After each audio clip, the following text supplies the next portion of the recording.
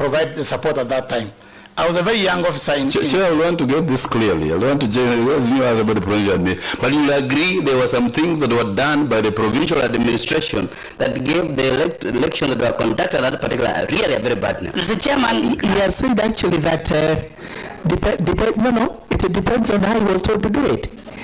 Mr. Chairman, so let's hear a little bit more of that. Mr. Chairman, definitely every organization has its own excesses, and excesses can happen. I was a very young officer. I was barely 2 years old in service. I was inconsequential as far as the 1988 election is concerned. And from there we moved on to the 1992 multi-party democracy. Things changed. And therefore, there is definitely excesses. Every organization has its own dark history. It has its own advantages and disadvantages. There may have been excesses, but I was too young to make any difference at that time. And therefore, in 2007, Mr. Chairman, I was the Provincial Commissioner for Rift Valley. And when I arrived there, I told you there has been a lot of conflict within the region. In Molo, in Turkana, in Samburu, in all over across, in Trans Nzoia, everywhere there are conflicts. And we managed to bring the conflict down before the elections. Of course, elections happened and there was violence. Mr. Chairman, our work is very evident. During the run-up to the election is the time I was awarded the Best Public Officer of the Year. In 2007, I got the Kenya National Human Rights Commission Award as the Best Public Servant of the Year in the way we managed conflict in the province at that time. And therefore, politics being what it is, there was violence, there was an eruption. Of course, before violence erupts, political violence erupts, there are warnings. There are many things that happen. There have been incitements, there are inflammatory statements by leaders. So it happened. So our effort is well said in the reports that were released and in the statement that was made by Kofi Annan in Serena when he arrived after the tour of Rift Valley province. He said if there is one committee that has served this country at the height of the post-election violence and will require to be recognized is a committee led by the Provincial Commissioner for Rift Valley. Those statements are clear in the media. They are available, Mr. Chairman. Thank you very much. I was a solution. I want to say here that I was a solution. I provided the solution required to make sure that we minimized the loss of lives and property during the post-election violence. Mr. Chairman, suffice to add, after the election, after the post-election violence, I coined Operation Rudi Nyumbani. That was I coined that. Operation Rudi Nyumbani was my statement, my slogan, and returned people back to their farms. Within 90 days, we were able to return over 70% of the population back to their farms in a situation where conflict was really at its highest. Therefore, I believe, Mheshimiwa, I was a solution in the 2007-2008 post-election violence. Right. Very bad things have been said about anybody who has tried to remind people about what happened in 2007. The nominee appears to be part of the phase of 2007. And I'm still asking him what his conscience is. Does he still, whether he did well or not, does he want to be part of the reminder of the 2007 situation, or he would rather recuse himself so that people don't stretch their minds back there? Thank you. Answer that, then I will guide you on how to answer the rest of it. Thank you. Mr. Chairman, I believe I can provide a solution. Having had a first-hand experience on what happened during that time, I can be able to navigate the process and help IEBC not to repeat what has happened in 2007. Thank you very much. I saying asking IEBC not to repeat what took place that time, but we don't want you to navigate anything similar to what took place. In fact, it should not happen at all. Thank you. Let's move on with the answers. How many have you answered now? We all became quite interested in what was happening in 2007. What, Moshira, yours is answered? Mufara, yours is answered? Dawood? What is yours? All right. Next, Makali. Makali, yours is answered. What is yours? What was yours? suitability. Yes, yours, just move on, sir. You don't have to look for it. Well, I'll remind you because I remember the questions. Article 882. 2. Mr. Chairman, Which prohibits you on 2 grounds. Confirm whether you've been a member of a political party and especially of its governing authority. Number 2, you have run for elections before and you disqualified. Mr. Chairman, I want to say I've never been a member of governing body of a political party. It's true I ran for elections. And Article 88 speaks to the fact that you have to run for a county assembly, a national assembly. That's what it states. It doesn't talk about the executive governor's position or the presidency. That is my understanding and my reading. And that's on the basis of that I applied for this position. Do you want to comment further slightly to say what is the rationale behind that reasoning? You are prohibited when you are a member of a county assembly or a member of parliament. Parliament means National Assembly and Senate. Then the rest is silent. Do you know the rationale behind it? Mr. Chairman, I truly don't know about it. Thank you very much. We shall not take you further than that. Makali's question is on? Provincial administration, the addenda is leaking. Yes. It's alleged that you were not on the first list. Yes. But a second list resurfaced with a few detailed explanations and what have you. Thank you. You found yourself in the second list. What was your hand in that? What did you do? Thank you, Mr. Chairman. Yes. Mr. Chairman, first of all, I'm a Kenyan. I'm a Kenyan and I qualify to apply for this position. And I did apply for this position. And I was on the 1,800 names that were put on the newspapers of the list. And I applied. My name was on the list of the 1,800. And there it is. All I see again is there's a list that has come out and there's an addendum that's come out. Mr. Chairman, I don't want to speak on behalf of or for the panel that did its work. It did its work, and I was shortlisted and interviewed like anybody else for this position. Mr. Chairman, as far as my understanding is concerned, an addendum it happens. If you have a tender process, for example, and the tender process requires you to fulfill certain conditions. Somewhere along the way, the tender process can also be amended. Say there are new items that have been added or some new regulation, but it has to be put to the public. It's not something hidden under the table. So, Chairman, I have absolutely no hand in my name being on the list. I find myself on the list, and it's not only me. I'm along with other Kenyans, and we were all interviewed. Chairman, I want to leave it at that. All right.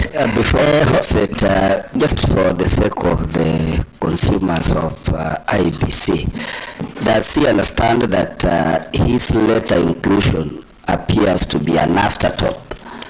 I don't know by who. That is the worry with the Kenyans seeing him coming in the manner he came into the list. What does he have to say to that? To inspire Kenyans? Do you think your inclusion was actually an afterthought by the selection panel or by other hands, or did you have any role to play in that? Chairman, I had no role to play, and I believe that my inclusion is a role that the panel has found it necessary to do, and therefore I found myself on the list, and I was glad. I asked for it, I applied for this position, and therefore when I found my name and I was included, I presented myself for the interview. And I want Kenyans to believe that, Mr. Chairman. Yeah. Right, Honorable Karemba, yours on. I had asked a very specific question. Mm-hmm. Yeah. What was the specific question? It's coming to you. Okay. Yes. What do you know? Ask that question. But he said, yeah, you can look into that camera and say you had no role at all in creating the addendum. Mr. Chairman, I have no role. If I have a role of making myself to be a commissioner, surely. then I need not have applied. I mean, I have no role, Mr. Chairman. Absolutely. Right, that is answered. Karemba, that is answered. Honorable Jinda Molo, what was the question? Chair, my question has not been answered. Mr. Chairman. You read on Makali's question? No, I asked about a very specific issue. Which one? Relationship with yes. whoever. All right. Not whoever. No, not whoever. A point of order. Chair, What is the point of order? the committee is bound by the rules of the House. You cannot discuss the conduct of a member of parliament without a substantive motion on that. And in any case, it's speculation. All of us are members of parliament. The members of parliament who come from his own constituency who are his relatives, they are members, he has friends everywhere. Picking on Junet is, in my opinion, not acceptable unless there is a substantive motion on that to discuss. There is going to be no discussion whatsoever on Junet at all. Yeah. But he's going to answer the allegations that have been brought in affidavits that he is actually Junet Mohammed's relative. That he has to answer, so that the members of public over there, when they see Commissioner Hassan Nur Hassan, yes, that is a cousin to Junet Mohammed. No, his brother-in-law. No, he's the other one. And we know it. All right? It's good to know. So, please answer Honorable Karemba's question. Are you related to Honorable Junet Mohammed? Mr. Chairman, I am related to Honorable Junet Mohammed. I am his brother-in-law.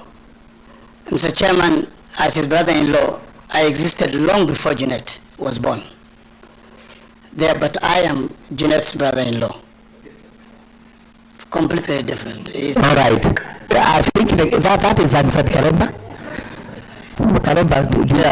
Chair, I don't have another question. Yes. That is exactly what I wanted. That's the answer that has been given to the Republic of Kenya, and it's information. There is nothing wrong with being a brother-in-law to somebody, brother, cousin, whichever. But when you are discharging your duty, if this commission approves you, we will always bear that in mind, so that if there is any appearance of bias, it wasn't bias itself. Thank you very much. Let's hear from Honorable Otiende Amolo. Remind us your question, sir. Yours was answered. He remembers. He remembers. All right, answer that one if you remember. Thank you. Mr. Chairman, Mr. Honorable Otiende Amolo asked about about my assets, my worth rather, my net worth. Mr. Chairman, I have indicated my net worth. It's both movable and immovable assets. And I will answer that along with Honorable Mogaka's question that talked about my remuneration, the highest I have received and all that. Mr. Chairman, we all work and we earn salaries and we earn whatever we earn from the offices that we work for. Mr. Chairman, life is not just about just about salaries. The world has opportunities. Mr. Chairman, my assets are funded by banks. The liabilities I've indicated on that paper is just part of the process of what I have been paying over a period of years. And therefore my assets can be accounted for. They are houses. I have houses and 1 or 2 vehicles, cars, small cars. And therefore it is an accumulation of nearly 40 years of struggle of life, Mr. Chairman. I want it to be understood in that manner. It has nothing to do with integrity issues as far as I'm concerned. And therefore, that is my answer to that question. In other words, you're telling Honorable Otiende Amolo to clock 40 years of service, reach that age bracket, then look back, compare himself with Hassan Nur Hassan, and then he'll be able to get the answer. Mogaka has answered. No, it is Let's hear Mogaka. Which one is not answered, Mogaka?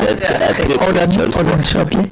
I asked 3 questions. One was an offshoot from Honorable Otienda Molo, and it has not been answered. What was the highest remuneration the nominee ever drew? SCAS. How does that relate with the declared net worth? Yes, although declared net worth has been answered in terms of the source. But let's hear about the highest net worth. Chairman, the highest remuneration is CAS. It's within the range of 700,000 shillings. Right, 700,000. That's for the time that we There are. were 2 other questions about Yes, what are the other 2 questions? the demographics. Is he not too old to serve? Because answer says there was a time he was too young to make a difference. Is he now not too old? Yes, are you told to make a difference? That's the next arm of the whatever. Mr. Chairman, I believe, given my wealth of experience, I am of right age to help the IEBC.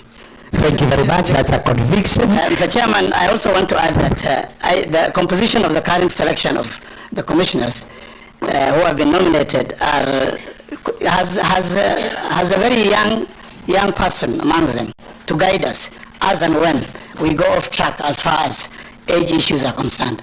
But I believe I am of right age Right. to help. When they go off track, they will come to you, they will look upon you, and you shall be able to bring them back to track. Isn't cheating that you already have a chair? No, Person. he's just said if we do it. Circumstances, what you are dealing with today. Honorable Mogaka, the 3rd one was what? That one was what was his role in the disturbances in Rift Valley? I think that is answered. That one is answered. So Honorable Farah, without making a long statement or defense, can you kindly do your point of order? I just want to bring it to the attention of my own colleagues here. I bought a plot in Slee in 1994 for 1 million shillings. I'm having an offer of 150 million shillings now for that. So sometimes when you look at the amount that's what somebody has now and the net value many years back, the difference is formidable. It's too big. So sometimes even as a civil servant, if you made proper investments and wise investments, in today's market it translates into something that many people would think. All right, we've had the Honorable Farah. Yes, Honorable Farah, that's good enough. Farah, Senior Counsel. I asked the question and I was satisfied. Why is Honorable Farah answering? I'm just trying to tell Akina Mogaka to invest now wisely. I'm wondering why Honorable Farah is explaining especially that he bought a plot in his league. Right, Honorable Farah, that is enough. Chair, at least the plot is in Isli and not in Nyamira because it would not be 500 million. Now, Save now. If you want. let's hear from Nur. Chair, before you call him to respond, I have a letter here from the Ethics and Anti-Corruption Commission. It says the Commission investigated allocations of procurement regarding the National Youth Service, where Nur Hassan, and others were charged in court. Is that true? And if so, what were the results of those the charges? Yes. All right, yes. I just want to get it from him. No, let's hear from him. Don't answer for him, please. Let him answer. Investigations of the NYS haste. Chairman, it's true investigations were done. People were taken to court. I was amongst them. And we were acquitted for lack of evidence. Thank you. That answers the first question of whether you have been convicted of any criminal offense in your lifetime. What is your answer? Not really. I was not convicted, Mr. Chairman. I was not convicted. The point of order, Chair. Honorable Farah is out of order. He's only Point of order, Chair. There is a person, I think it is Honorable Farah, who is answering questions for the nominee. Honorable Farah is out of order. Is he making you? Honorable Dawood, please don't incite other members against Honorable Farah, because that induces him to answer questions for the person who is being vetted, and that is not very fair. So, Honorable Dawood, don't make Honorable Farah answer questions. And Chair, on the same note, on the same note, I would like to know when he was acquitted. When were you acquitted? When were you acquitted of the charges? 2018. 2018. Right. When was he charged? Because we need to let those time. When was the plea taken and when was the acquittal? I think, to be frank, I don't know if there was an acquittal, then I don't think the rest of it is relevant. Yeah. If there was an acquittal, all those are it's nullification of what had taken place. So without delving into that, he confirms he's not been convicted of any criminal offense in the past. Have you been cited as having breached Chapter 6 of the Constitution on integrity and ethics at any one time? No. He answers no. Conflict of interest. You are going to IEBC, and there may be people in there who are your relatives or you have interest, you've done business with IEBC before. Do you have any conflict of interest with IEBC? None. No relatives, no business. What would happen if a conflict arises in future? Of course, I will declare, but I will not have anything to do with IEBC and its matters. You will declare the conflict because that's what you're required to do. Declare the conflict. Right. Do you do any pro bono works? Pro bono means free to help the community in various ways. And where do you do that? Mr. Chairman, we are involved in too many community activities of charity, orphanages, helping the sick. We do that. It's all over. In Nairobi, in Baka. Where do you do that? In which parts of the Republic? In Mandera County. Mandera County. All right. Is it we or you? It is you. Maybe you could do with many other people, but you say I do with other people so that we know whom we are vetting. So as we conclude this, what is your plea to this committee, or what are your last words to this committee?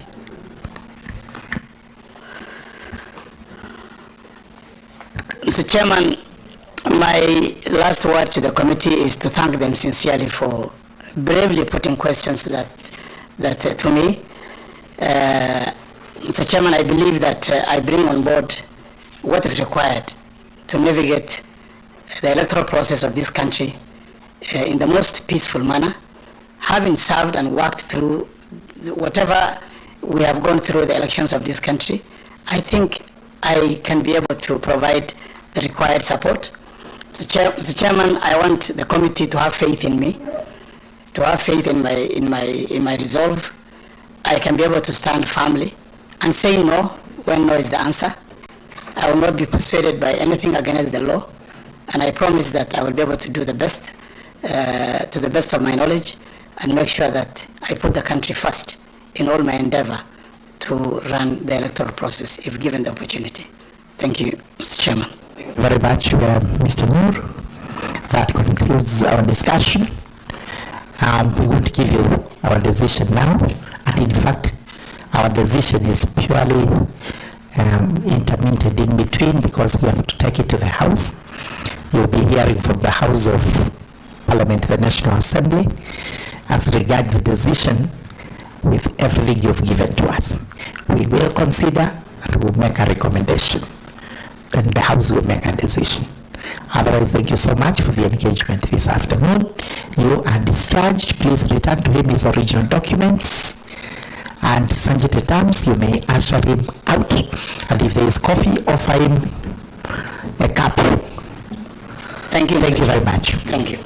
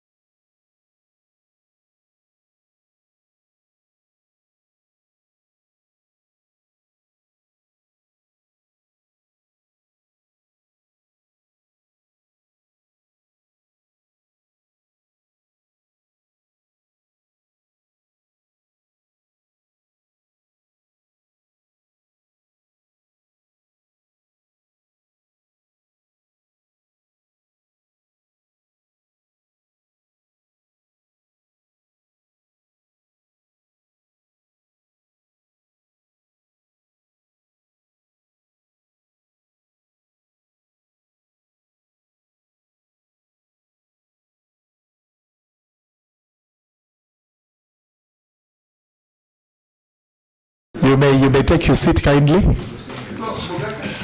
Where is his name? Where is his name?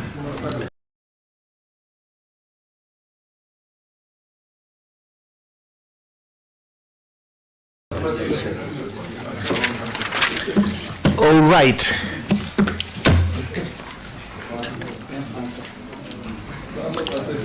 In front of us is Mr. Francis Othiambo Aduol, famously known as Professor. And for that, we have to call you Professor to acknowledge your great academic achievement over the many years. Welcome. This is the Justice and Legal Affairs Committee. These are the members you see seated here, over here, doing the vetting, which is a very important exercise, especially as it relates to IEBC. So we will have you for maximum of an hour or so that we know whether really the way you are appointed is due in law and the Constitution, and whether yourself you're suitable to sit as a commissioner in IEBC. So since we have prayed, and we prayed for you when you are not here, we will introduce ourselves. After introduction, we'll come back to you where we'll give you an oath. After giving you an oath, you're going to sign the oath and give us your original documents, after which we'll give you 10 minutes to take us through your very, very long journey in life. Right from the beginning in some place in Nyanza, to tell us where it was and when, all the way up to today, when you are in the Technical University of Kenya. And then after that, we'll ask you a few questions to confirm your suitability and your process of appointment. So my name is George Gitonga Mrugara, Member of Parliament for Tharaka Constituency, that's in Tharaka Nithi County. I chair the Justice and Legal Affairs Committee. Well, thank you, Chair. My name is Mwengi Mutuse, Member of Parliament for Kibwezi West, Vice Chair. And for the record, I interacted a lot of times with Professor Aduol when I was a student at the University of Nairobi, a student leader, and he was a principal of the College of Architecture and Engineering. But be that as it may be, I am not conflicted. Right. My name is Zuleka Harun, nominated member and a member of this committee. I am Michael Mushera, MP Orojororok, member of this committee. I am Farah Malim. I must declare here I've known Professor Aduol for many years when he was at the Technical University of Kenya and supported me a lot in getting so many students from my region to go and do serious courses in there, including surveying. Farah Malim, MP for the DAP. Yeah. Are you conflicted? I'm not conflicted. I'm not conflicted by stating the facts. If somebody is good, then you're not conflicted.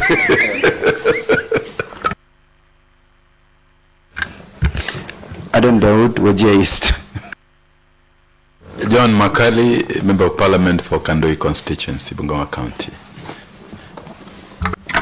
My name is Mushangi Karemba, Member of Parliament for Runyenjes Constituency and a member of this committee.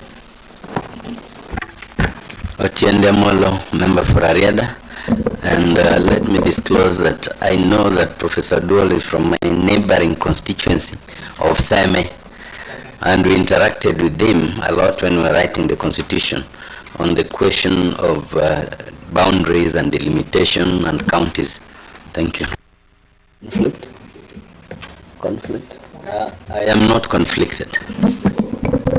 Thank you, Chair. My name is Stephen Mogaka, elected by West Mugirango constituency in Nyamira County. Thank you.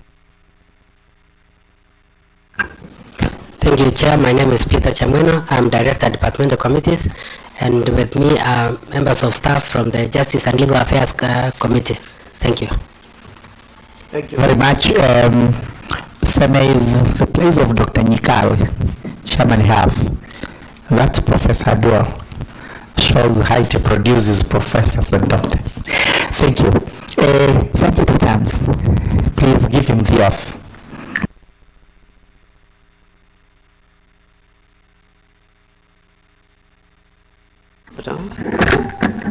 the Bible do I hold on the right hand? Right hand. Good. I, Francis Odhiambo Aduol, do swear that the information I shall give before this committee on the matter under its consideration shall be the truth, the whole truth, and nothing but the truth. So help me God.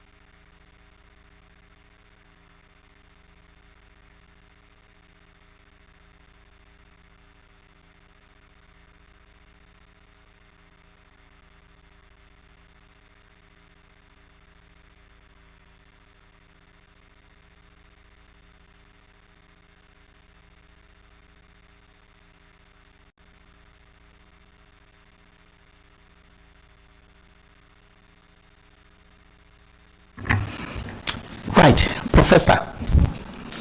Now we give you just about 10 minutes.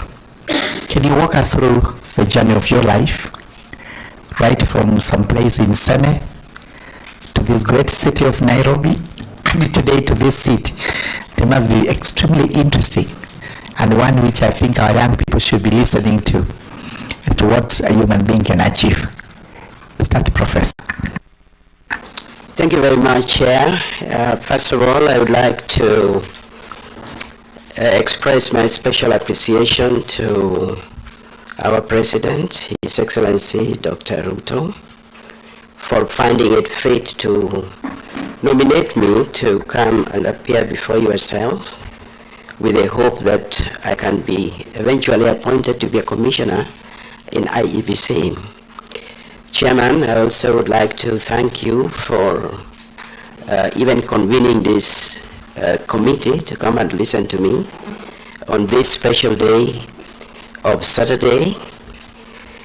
And perhaps more important for me also is that I find that I'm among some of the people who I know well and seem to know me well. Each one of them declared that they didn't have conflict of interest. Perhaps I should also do so, but now that I'm sitting on this side, maybe I'm not expected to do so. Chair, I understand you come from Tharaka Nithi. The only interest I might declare is that I've had a chance to be in a place called Marimanti. Now, that is that's my constituency, Marimanti. Yes, I've been there, but that's another story. Thank you. My name is Francis Aduol. I am a Kenyan by birth and ancestry. My ancestral home is in Seme sub-county or Seme constituency of Kisumu County. You asked me to start my story basically from the village. And so the village is in Seme. I come from a small place called Alungo, right on the shores of Lake Victoria in Seme sub-county. I went to schools, local schools in Seme, primary school, and partly to primary school in Kisumu municipality. I took my secondary school education at Kisumu Boys High School and my high school at Maseno School. After Maseno School, I joined the University of Nairobi to study for a Bachelor of Science in Engineering degree with specialization in the area of surveying and photogrammetry. On my graduation, I took up a job with the government survey department as a land surveyor, and on which I stayed for about 13 months. And then I was invited back to the University of Nairobi to take up a position as tutorial fellow, which position put me in a situation where I was a junior lecturer and also a postgraduate student at the same time. On completion of my master's degree, I was shortly afterwards promoted to the position of lecturer, and subsequently I won a scholarship to proceed for my PhD studies in the Federal Republic of Germany at the University of Stuttgart, where I completed my PhD in 1988 and graduated with a Doctor of Engineering degree in the field of geodesy. Geodesy is the mathematical study of the size and shape of the Earth. It is an important area in the broad field of surveying. So I'm an expert on how large the Earth is, or how small it is, how it looks like, and those kind of things. On my completion of the PhD, I returned to Kenya and continued with my work at the University of Nairobi. Shortly after that, I was promoted to the position of senior lecturer. And in 1994, I became an associate professor in surveying at the university. In 2001, I became full professor and gave my inaugural lecture in 2006. Going back a little on the professional side, I'm a fully registered surveyor in this country. And within the University of Nairobi, I was involved in a lot of things to do with university administration. I was head of department in 1991 to 1995. 95 to 1999, I was dean of the Faculty of Engineering. And from 99 to 2000, College of Architecture and Engineering. In 2008, I was appointed to become the inaugural principal of what was then the Kenya Polytechnic University College. And when the University College was promoted or elevated to university status in 2013, I also became the inaugural Vice Chancellor. I did my 2 terms of 5 years, and completed my 12 duty successfully in 2023 May, and thereafter I took up a position as professor in the Technical University of Kenya. This was a position on contract now, and my contract just expired about how many days ago? I think 16 days ago. I did my last day at the Technical University of Kenya on 15th May. And so roughly, that has been my journey. Now, as a university administrator, I have been involved in a lot of work in this country at committee level, and you will see from my CV, I think I've been involved in almost 40 committees, probably 20 of them I have been chairman, most of them to do with the development of higher education in this country. I will just cite a few, about 4 things or 5 things that I've been involved in, and then probably we can continue from there. At the University of Nairobi, I was the first person to I chaired the first strategic plan of the University of Nairobi. I also became chair of a committee that reviewed the structure of the University of Nairobi. I think this was around 2006, 2007. Before that, I chaired a major committee of the university that worked out the costs of academic programs in the university. This is what became known in this country as differentiated unit cost. And before that, I chaired another committee which was tasked with the responsibility of determining how many lecturers the university needed to have. And a lot of this was original work, which meant that I had to think through and come up with formulas that could work. And later on, I think in 1998, I was a member of a very important committee which worked out the methodology of that those days Joint Admissions Board, the methodology for admitting students in the university, what eventually became known as the weighted cluster method. This is the method that is still used now by KUCCPS to admit our students in the university. We revised it in 2012. At that time, I was now the chair of the committee, and a lot of this was original work, so I developed a formula which allows us to do this. I have served on international committees in the International Association of Geodesy.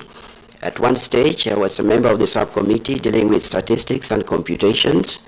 I consider myself to have specialized expertise in that area, and I was made a member of this subcommittee. I have served as a member of the Association of Commonwealth Universities, which is the Commonwealth Universities in the world, created in 2013, responsible for 500 universities in the world. The membership is usually about 25 people, and I consider that this was big prestige that I should have been nominated to serve on this committee. So, Chairman, I think this gives a rough view of what I am. I've left out something which is to do with why I have applied to be a member of IEBC Commission. So I don't know whether I can tackle that right now, or I leave it to you to prompt me. Thank you. We will prompt you, because all of us are looking at exactly the professor. So, Professor, take a piece of paper and a pen. We will ask our question in succession quickly, and when your time comes, I'll guide you to give concise answers so that we do not take a lot of time on this. And just to start us off, Professor, there is no doubt whatsoever in your academic field, in survey engineering, you are an expert par excellence. I don't think anybody would doubt this, although we do not have the experience in those fields. But suddenly, and later in life, you now have to become an expert in election matters. Start with telling us, what expertise are you taking to IEBC, so that when Kenyans look at the IEBC Commission itself, they see Professor Francis Aduol. They know for sure IEBC is going to deliver elections that are fair, free, credible, and verifiable. What gives you that metal which you can give to us regarding your expertise in election matters, and especially in view of the fact that you've been a scientist who knows the size of the earth, how big it is or how small it is? Thank you. Honorable Mutuse. Thank you, Chairman. I would allow the professor to finish taking his sip, so then he can be able to write. Talk to us about the delimitation of boundaries. You know, there has been debate in this country, and I know you are also familiar with the provisions of Article 89 of the Constitution. There has been debate about where to put in more weight: population, geography, historical community interests. In your own expertise, and now as a nominee to become a commissioner at IEBC, what is your view regarding the limitation of boundaries in view of those parameters? And Kenya, is because you have said you are an expert of the earth, and Kenya is part of the earth. Kenya, and you know sizes and you know all these things. Kenya is presently electoral-wise divided, 290 constituencies 1,450 electoral wards, 47 counties. Are we overrepresented? Thank you. Thank you very much. From there we go to Honorable Mogaka, West Mugirango. Thank you so much. As an offshoot from the Vice Chair's question, Professor, and thanks for applying. What expertise are you able to bring to the Commission if you are appointed to help us circumvent or expeditiously achieve the boundary delimitation that was contemplated, were it not for the lack of IEBC? The second question is about your tour of duty at the university. There have been allegations, true or false, that at the university marks are traded for cash or other considerations, including sex. How true are these allegations during your tour of duty? And can you allay the Kenyans' fears that votes are not going to be traded for whatever? And finally, I noted in your opening remarks you had a lot of gratitude to His Excellency the President for nominating you to this, to come for this interview, and thanks for also showering gratitude to our chair. But then, to the Kenyans watching, is there a chance that that gratitude to the nominating office might be extended to favor if you were in that commission? In other words, my neighbor at Continental House, the prospective presidential candidate last year, can he rest assured that you will not be of favor to His Excellency Dr. William Ruto at his expense? And that is with a lot of respect to every other aspiring candidate, including Emeritus CJ David Maraga. Thank you. Thank you, Honorable Tiendamolo. I thought Honorable Farah was going to object to mention of Honorable Salasia's name.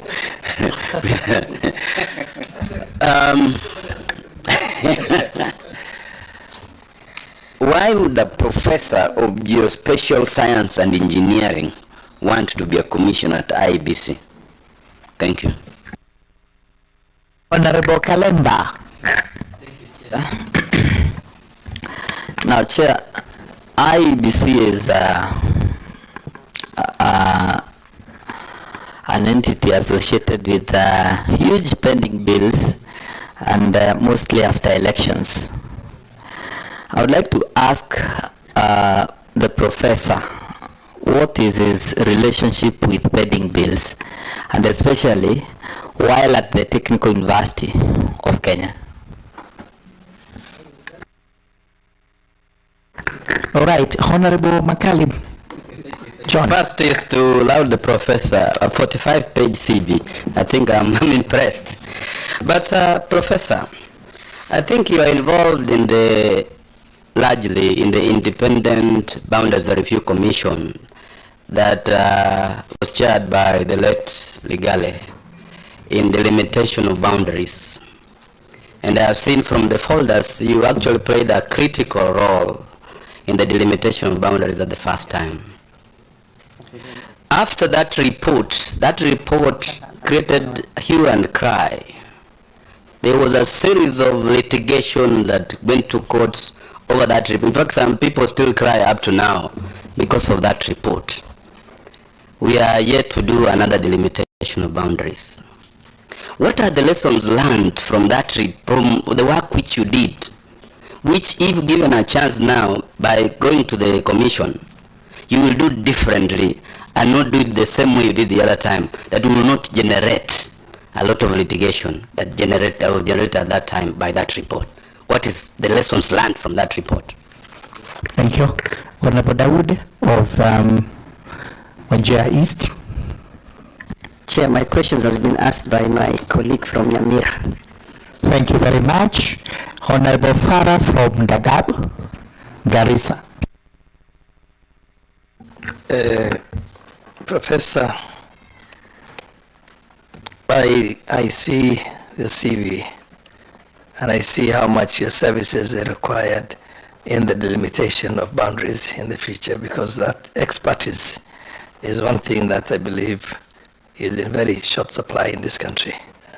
And but there are many of us who believe that the delimitation cannot be done before the next census, because the census of 2019 was doctored, and the courts have pronounced themselves to that. So unless there's going to be a credible census, which I believe will be done in 2029, we cannot do any further delimitation. But having said that, I would just want to say that you have a sterling history, and we're looking forward to you doing an equally sterling job on the issue of delimitation, because you are an expert in that area. Thank you. Thank you very much. Honorable Michael Mushira, Jorok. Chairman, my question was on delimitation and has been asked. Thank you.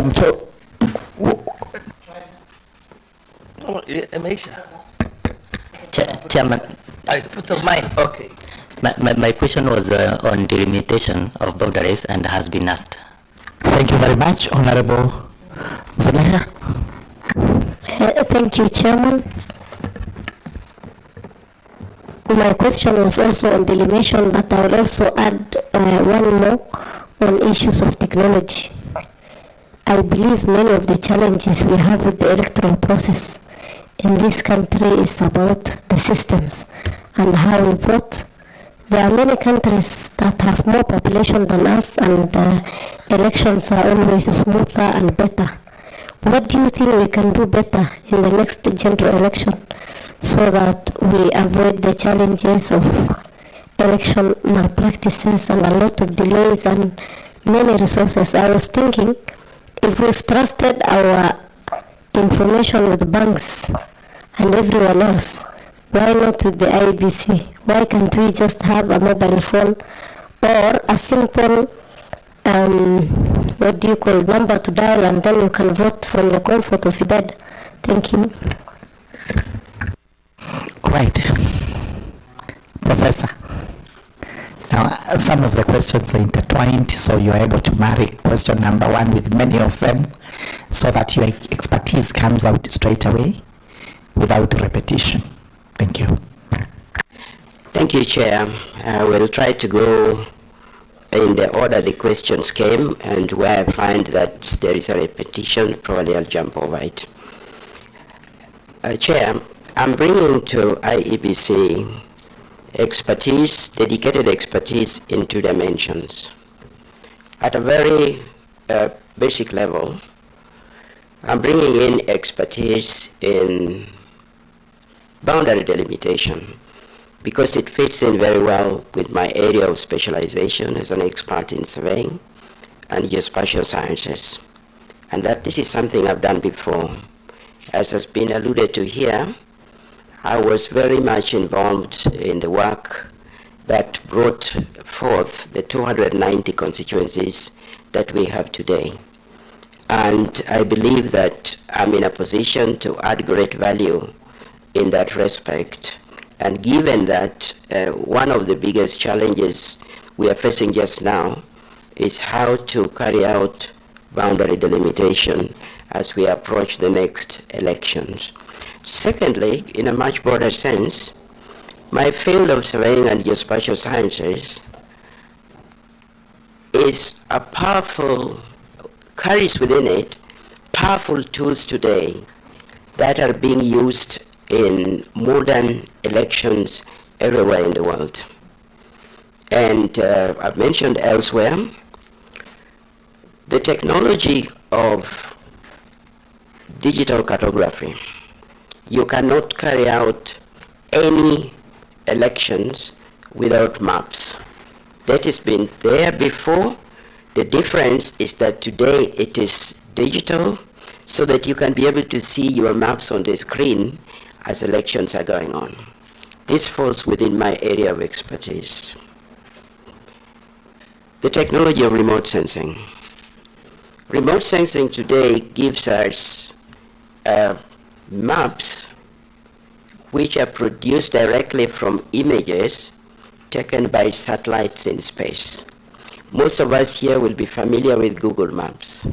The Google Map, in one of them, it shows you images the way you would see them directly. Those are remote sensing images. But they are not, remote sensing does not give us those images in that direct form. There is a lot of processing that must happen for it to be in that form. So we just take it that remote sensing helps us to produce those kind of images and those kind of maps. GIS. GIS is a powerful tool, and IEBC has a relatively strong department that deals with GIS. GIS helps us to create attributes for a given location or a given locality. You take any constituency, in GIS database, you will put in all the details of that constituency. And at the click of a button, it will give you all those details. How many MPs have been here? How many elections have been conducted here? How many votes were cast last time? Whatever it is you want to put in, GIS will do it. That is part of my field. And then GPS, which is Global Positioning System. It is strictly not just Global Positioning System. We call it Satellite Global Navigation Satellite System. At the beginning it was GPS, because the Americans were the first ones to produce a global navigation satellite system, which was named GPS. But today there are others from other countries, Europe, China, India, Japan, have their systems. And their systems have different names. This is a technology that allows you to find your location anywhere on the surface of the earth to an accuracy without a lot of effort of plus minus 1 meter. If you have in this room a GPS-enabled telephone, if you move from here to that corner, you will see that the coordinates will change. This is a powerful tool that can be used in elections. I don't want to go into the details here because it will take a lot of time. So those are dedicated expertise that I claim that I can bring to IEBC. But at a more general level, I have been in public administration for a long time. I have been in boardrooms, and so my experience in boardrooms and in public administration will be very useful in IEBC. Honorable Mutuse, you asked about the limitation of boundaries and where to put more weight. Actually, my involvement with IIBRC was purely because of this question. This is a question that was being raised by ECK already in 2004.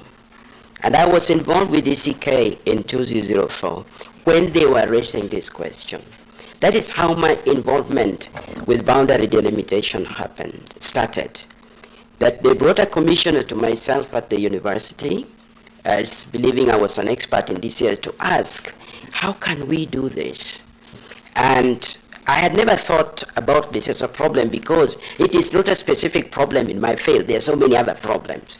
So I sat down and came up with a formula which combines in a very analytical manner population and area. I remember when I made this presentation later on to parliamentary committee, those days we were doing the 290 constituencies and the constitution, I was even challenged to include poverty levels. There was a member of parliament from, I think, from northern Kenya who was interested in this. And I made a presentation subsequently with inclusion of poverty levels. Now, whatever we do, we cannot do boundary delimitation purely on population. That can't work for us as Kenya.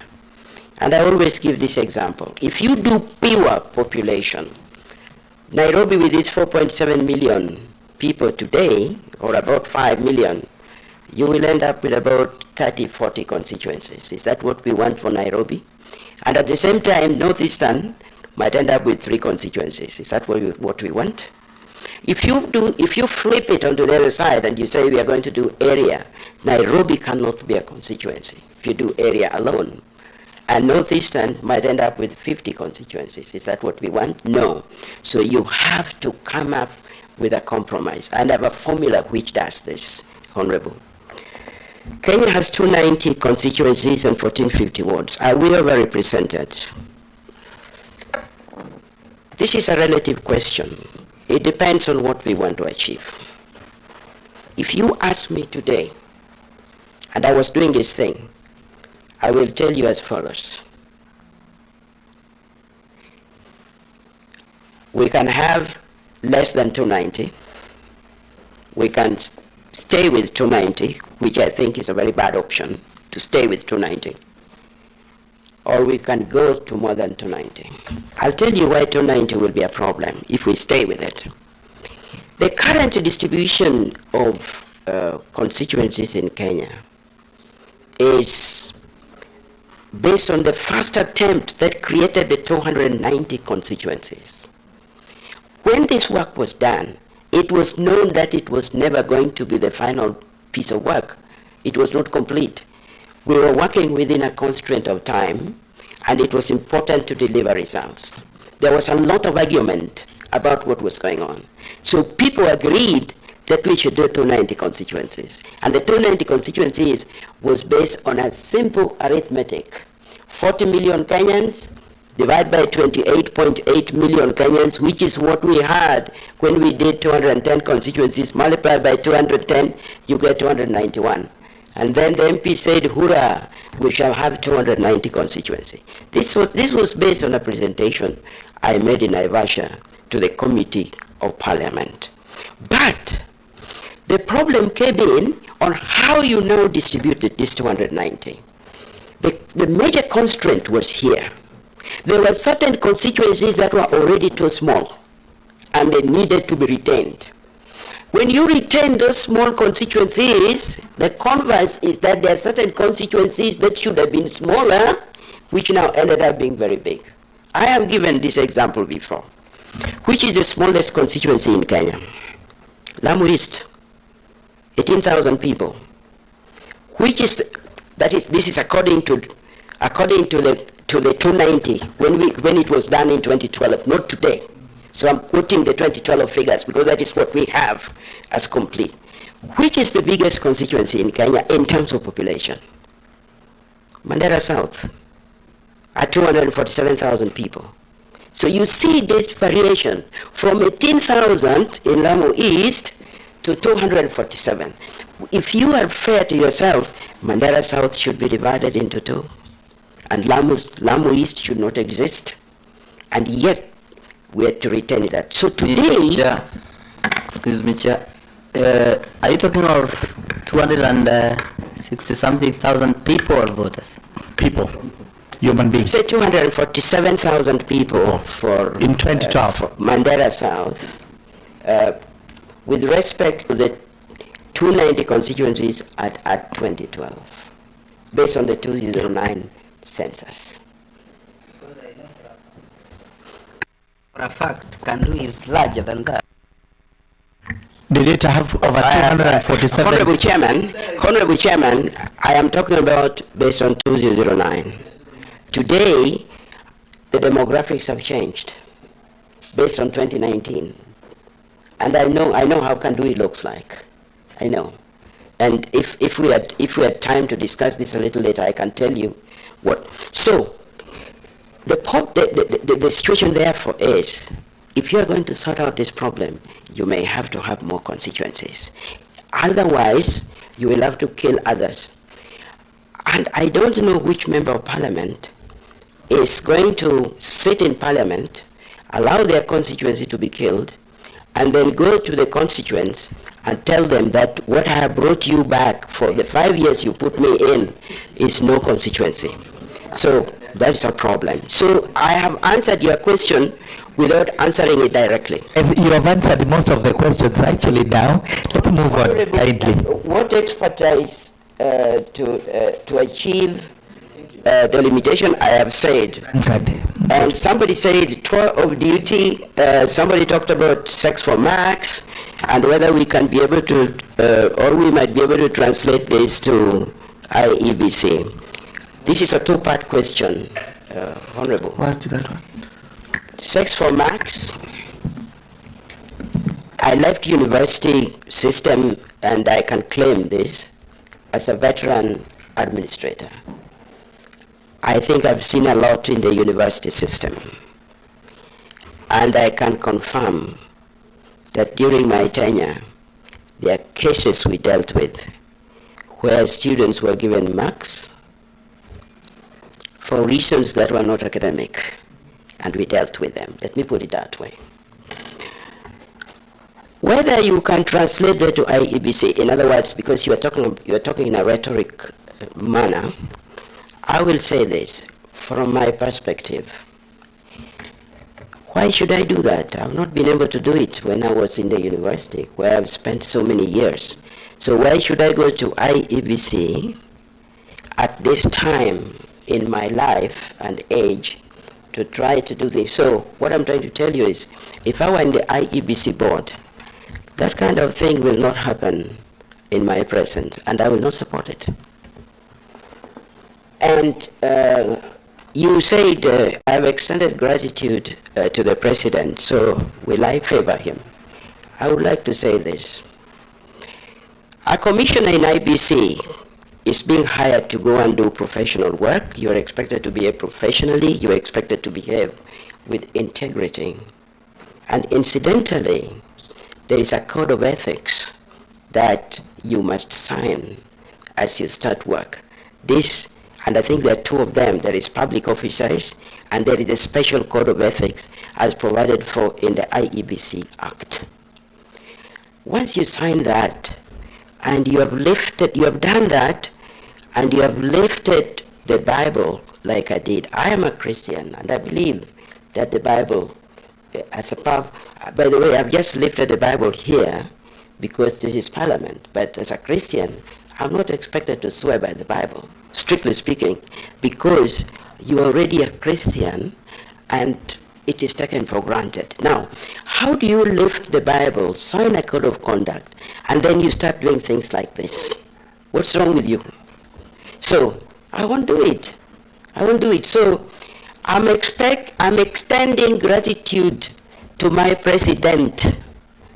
President Ruto is my president, and as long as he's the president, I think I'm obliged to extend gratitude to him. I mean, he had the powers to decide that Francis Alur will not appear here today.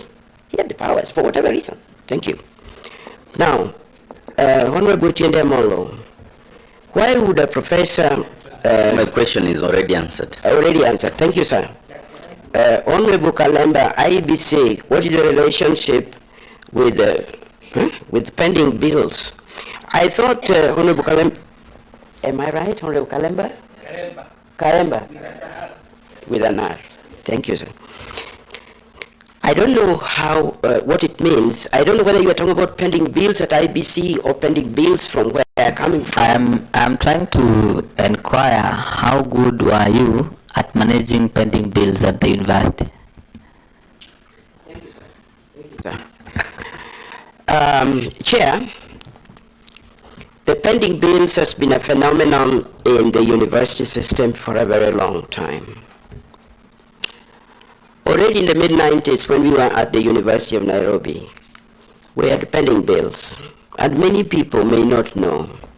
The reason Module 2 was ever introduced, and I was involved in it, I am one of the people, 7 people selected by the university in 1997 to write a document that eventually created Module 2, and that document is where we are using for the first time the word Module 2 and the word parallel program. why they were introduced in the University of Nairobi, then Francis Gichaga was the Vice Chancellor, was because the university was having pending bills. Many people don't know. By mid-90s, University of Nairobi was already having huge pending bills. This has been a phenomenon in the university system.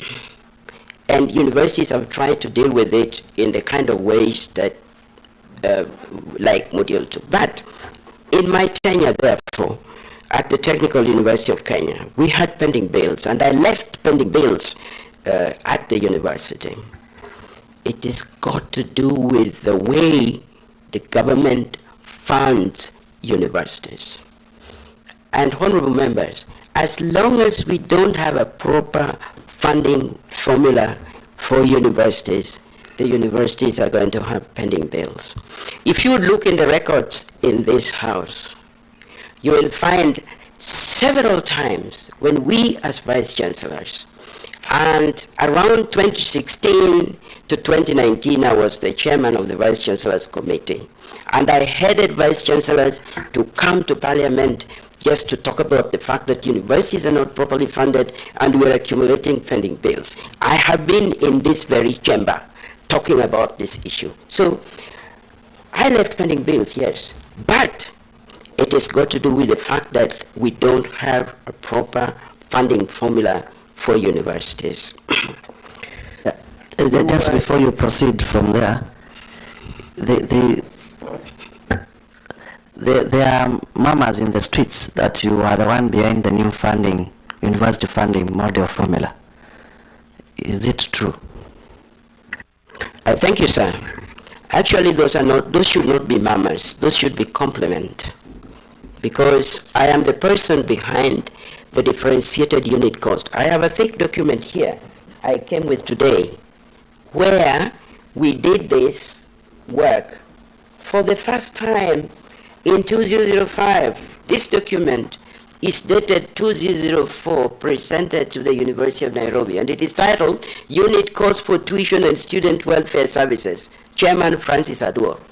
This is the beginning of differentiated unit cost. And what we were trying to do was to look for a rational way of funding universities. Sadly, it took a very long time for the Ministry of Education to embrace this. And here I must give compliment to Honorable Matiang'i.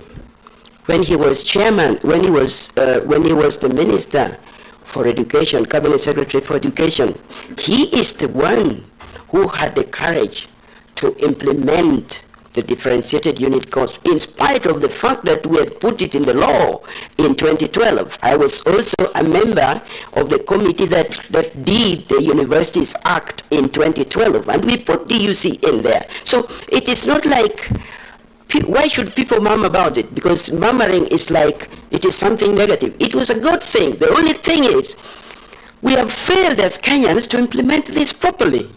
Thank you. This one, the next question. Let the professor come back to IEBC. Let's go. Yes, the question was exactly like that. So he had to answer, he had also to speak to Kenyans on what we have had disputes with regarding the funding model. Having said so, the next question is by who?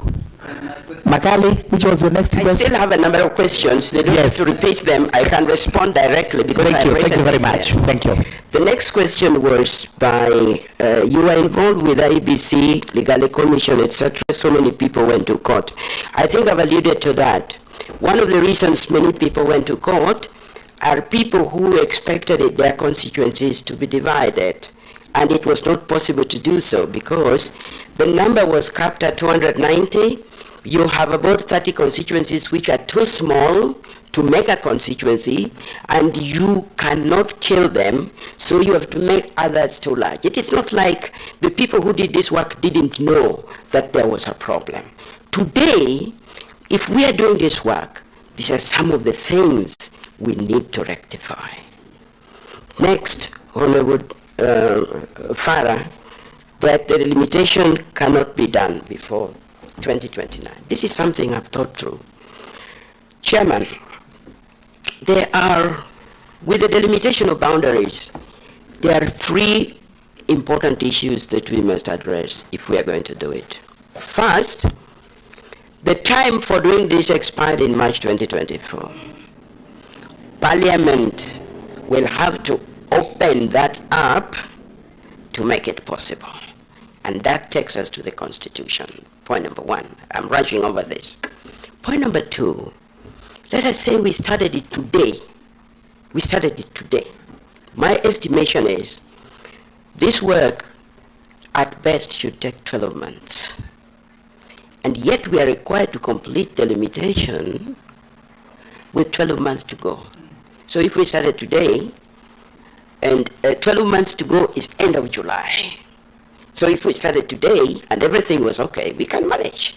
But will we be able to manage? That is problem number two. Problem number three, which I think is more difficult to handle.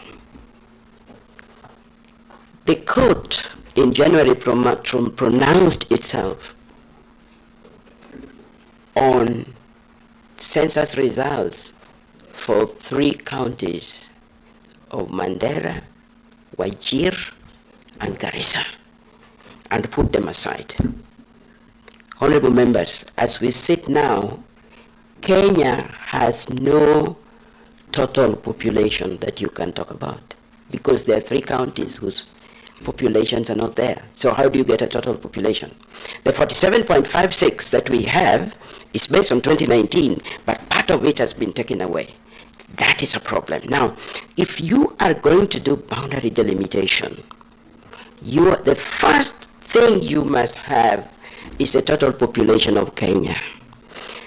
The judge directed that this work should be done within 12 months. Let us say it is done tomorrow. We still have a problem because we will still not be able to determine the total population of Kenya. Why? Because the rest of Kenya is 24th, 25th August 2019. And then you have 3 counties with population of 2025. How do you add them up? You can't add them up to give the population of Kenya. But I'm convinced there are 50 million of us in this country. If push comes to shove, we can be able still to think through this. So, Honorable Chair, Honorable Farah, I'm convinced that we can still think through this. Now, you suggest that we can only do the delimitation probably by 2029. We'll run another risk, and Parliament will have to address itself to this. Supposing we don't do boundary delimitation and we are going for elections in 2027, some good Kenyan will go to court and declare that elections can't happen because the constituencies are invalid. They expired 12 years ago. Or, if they want to make life difficult for us, they wait for elections to happen, and then they go to court to challenge that the elections are invalid. So we have a lot of problems here that we have created for ourselves. But, as I said, there are 50 million of us in this country. We can think and find a solution to this. So, Honorable Chair, Honorable Farah, I know I've not answered you directly. The reason is I am trying to leave this open so that we can have more extensive discussions on the way forward on these very difficult questions. In the discipline of economics, they say that sometimes you have what is called a wicked problem. This probably is a wicked problem. A wicked problem is a problem for which you cannot find a clean solution. Honorable Selena, issues of technology. I think this was the last one, Chair. Issues of technology I have alluded to in my field. I've pointed out areas of technology. And those areas that I mentioned are applied everywhere today in making elections work well. Now, if you combine today, to do modern elections, you need geospatial sciences, you need ICT, and we have ICT people. The challenge there are very many people telling us that we can use the telephone to vote. I am sure eventually we will get there, but not for 2027. I think we are still stuck in a situation where people are used to the idea that you want to be able to verify that these are the so many votes that were cast and you can put your fingers on it. But we'll progress onto this slowly. What I can say is, if I went to IEBC today, I would like to look at what can we do quickly in terms of application of technology that we can achieve by 2027. And we give ourselves a target at IEBC that every round of elections we apply one piece of technology, so that you don't have to apply a lot of technology at the same time, which is going to fail, and then you get embarrassed. Thank you, sir. Thank you very much. I think that answers it precisely. Mushira, I think yours is answered. What follow-up question? Professor, I get you. You said that it might be wise for us to increase the constituencies. I just been looking at this. The size of the biggest or one of the biggest democracies in the world, the United States of America, second biggest, I think, after India, is 10 million square kilometers, 9.8 something million square kilometers. There are only 435 members of parliament of the House, like a National Assembly. There are only 435 constituencies, and then 100 senators up there. We have a country expanse of 544,000 square kilometers, and we already have 290 constituencies for 47 women reps. I can't remember, it's 369. Is it just in the lower house? So 349. 49. And we're only 50 million in population. We're only 544,000 in terms of square kilometers. And if why do we have to get more constituencies?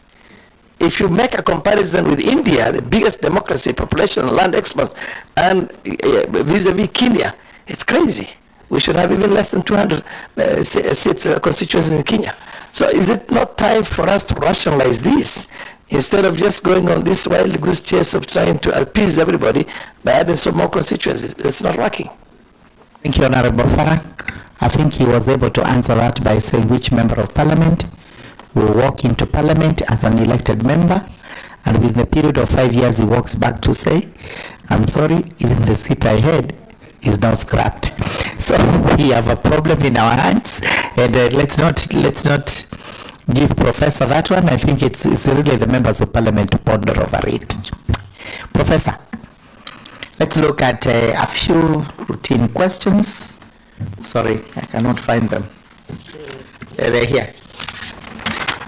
Professor, I don't expect any of this, especially to say Professor has been convicted of an offense in the past. Professor, can that be possible? Sometimes it can be possible, but I have not been. I have not been, sir. Professor, your reputation and what you have done in this country is well known, and thank you for that. Professor, Chapter 6. Have you been cited, especially as an administrator of the university, having contravened Chapter 6 of the Constitution on ethics and integrity? No. In any way? No. No. Potential conflict of interest with IEBC. Have you done any work with IEBC before? And if so, is it likely to impair the way you do things in terms of interest? I've not worked with IEBC before, but if I become a commissioner and I'm confronted with a situation of conflict of interest, obviously the best thing to do is to declare interest. Good. And you declare interest? Mm-hmm. And if it requires recusal, then you recuse yourself. Pro bono, charity work, donations to charity. Have you done any pro bono works, charity works, or made donations of importance to anybody in this country? Or any political party or any politician? Political parties, no, but politician. But I have been involved in quite a number of Harambes for schools, for church, for health centers. Thank you. Yes, thank you. That's part of our lives. Finally, Professor, what would you want this committee to do? What would be your last words to this committee? Well, I came here with the hope that the committee will find me worthy to be a commissioner in IEBC. So what I would like this committee to do for me is to declare that I'm fit to be a commissioner in IEBC. Thank you very much. There would be, Honorable Tiende Amolo may be interested in this, but now I don't know whether in the converse or whichever way, with a why. Just first and foremost, what is your net worth? After declaration, we'll have Otiende Amolo make a comment regarding that. Thank you. What is your net worth and what does it consist of? Thank you, sir. For the purpose of coming here, I got the services of a professional valuer. And he has told me that my net worth is 81.2 million Kenya shillings. And honestly, I was quite flattered because I didn't know I was so wealthy. Thank you. Honorable Tiende Amolo. For completeness of the record, how many years of public service? And I think it is of interest to note that of that 81.2 million, your books alone are worth 5 million. Thank you, sir. I have had a very long public service, I think very soon it might hit 50 years. But I know you are asking, why should I have been in public service for so long and I don't have so much money? I lived on my salary. And as a university professor, I was not paid a lot of money. And I have spent a chunk of my money. As a good professor of the university, one of the things I say to myself, Honorable Chair, is that my children will get the best education I can afford. And a big chunk of my money was spent ensuring that my children got the best education they could afford. They went to some of the best schools in this country, and they went to some of the best universities in the world, including Cambridge, and I paid for it from my pocket. Point number two, that 81.2 million, the valuer says is part of it is land and some buildings. I have 3 cars, which he has valued. One of them is a total wreck anyway, but we had to put it in there because it is worth something. And he has included household items. And my books are worth 5 million shillings. Thank you. Honorable Stephen Mogaka, as we conclude, yes, what is burning? As we conclude, there's a small burning here. During your acknowledgement of the implementation of the funding model for the university, you hailed Dr. Fred Matiang'i as the driver of the implementation, and I guess deservedly so. Now my question, if the name you mentioned were a presidential candidate at the ballot, and like you said for Dr. William Ruto, would you work in favor just because of giving him credit for implementing your funding model? And then number 2, last question, is Kenyans are usually very presumptuous, and you did mention that you come from Seme. Do you belong to any political party for avoidance of doubt? Thank you, Chair. All right, finally, you may answer those ones, Professor, before we release you. Thank you very much, Chair. In academia, we are always trained to acknowledge anybody who has done good work. And that is why I'm acknowledging Dr. Matiang'i when he was Minister for Education. I'm just saying that I think he did a good job in this respect. I can't talk about in this respect. That does not mean that if he decided to be MP for, I don't know where exactly he comes from, but I imagine Borabu or someplace, if If he decided to be MP for Borabu, or he decided to be governor for Nyamira, or even the president of this country, then because of that, I should now favor him. In my long career, I've interacted with very many people who have been good to me, and I've also been good to them. Some of them are in here. I promise you, if you stand for elections, and I was the one making the decision, you will get a fair decision. You will get what you deserve. 2, I am not a member of a political party, and I've not been an official in a political party.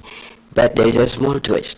When I went to the office of the Registrar of Political Parties to get the document that I presented to you today, I found that some people registered me as a member of a party called Devolution Empowerment Party of Kenya. And I had never known about this. And the only thing that was there was my ID number, and of course promptly I was assisted to delete my name from that party. But so I've never belonged to a political party. Thank you. Thank you very much, Professor. Professor, thank you very much. So the committee will look at your papers, will look at what you've told us, and you know that Devolution Empowerment Party is a party that has a lot of root in Marimanti and those other areas. Perhaps it happened when you visited that.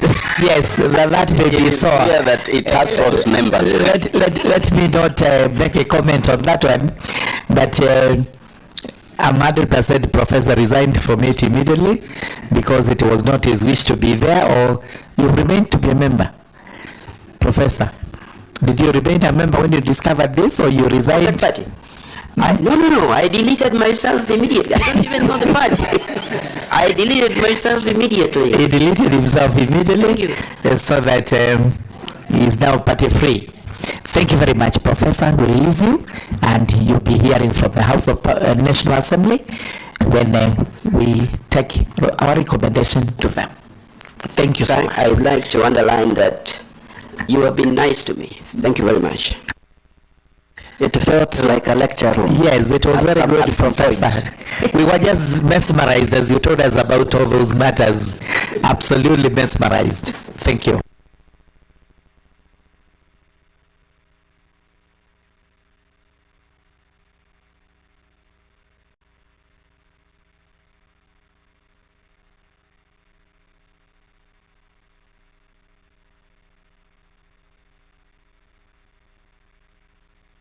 May we have the next candidate, please?